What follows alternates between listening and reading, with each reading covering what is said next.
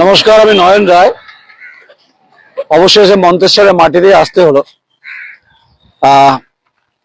এই জেলার খুব গুরুত্বপূর্ণ যে বিধানসভা মন্তেশ্বর। কথা দিয়েছিলাম যে মন্তেশ্বরের মাটিতে আসবো, গণতান্ত্রিক ভাবে আসবো। অবশ্যই এসেছি আপনাদের কাছে, আপনাদের ভালোবাসা এসছি। জনাব সিদ্দিকুল্লাহ চৌধুরী, যিনি এবারে প্রার্থী, মমতা বন্দ্যোপাধ্যায়, তৃণমূল কংগ্রেস যিনি সুপ্রিমো, অভিষেক বন্দ্যোপাধ্যায় তাকে প্রার্থী করেছে দুবার, অর্থাৎ 21-এর বিধানসভা নির্বাচন আর 26-এ বিধানসভা নির্বাচন। যে ভয়ঙ্কর যে লড়াই, একদিকে এসআইআর পরিপ্রেক্ষিতে সাপ্লিমেন্টারি, তাতে বহু মানুষের নাম বাদ, এগুলো তো ইস্যু হবেই হবে।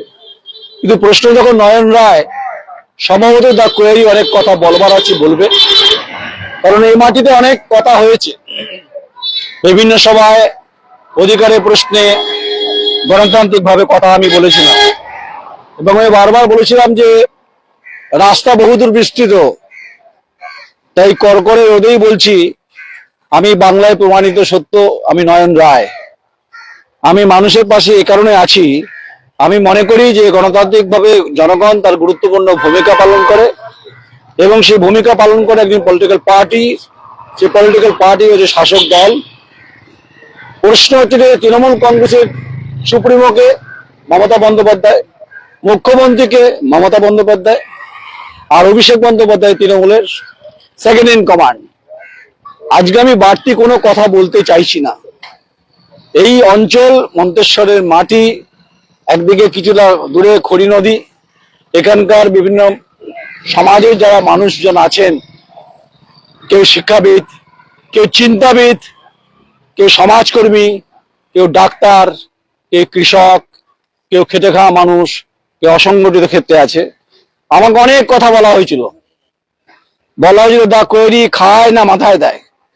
আমি বলেছিলাম যে গণতান্ত্রিক ভাবে যে চৌহদ্দের যে চৌকাঠ, তা যদি কোনোভাবে লক্ষণ রেখা পার করা হয়, আমি আমার ভূমিকা দেখিয়ে দেবো সাংবাদিক নয়ন রায় কি করতে পারে গণতান্ত্রিক ভাবে। দেখুন, আমি তো বোম বন্ধুকে রাজনীতি করি না। আমাকে এটা দেওয়া হয়েছে 30 বছর সাংবাদিকতা, চুল পেকে গেছে আমার। অনেক রাজনীতির জল আমি দেখে নিয়েছি। এখানে কই মাছের এক মাস্টারমশাই ছিল, গলায় কই মাছ দিয়ে, জানেন তো, তিনি আমার উপরে চলে গেছে।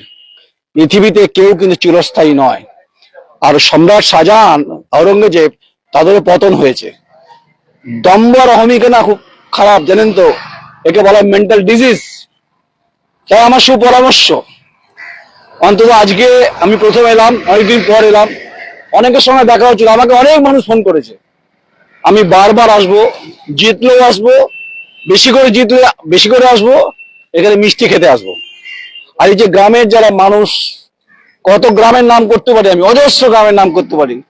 আমি 500 জনের নাম মুখস্থ বলে দেবো, যারা আমাকে ফোন করেছে বিভিন্ন ভাবে। তা আমি আপনাদের মাঝে আছি। আমি টিম কোনো বাতি নই, কিন্তু আমি সূর্যের মতো কিন্তু উজ্জ্বল।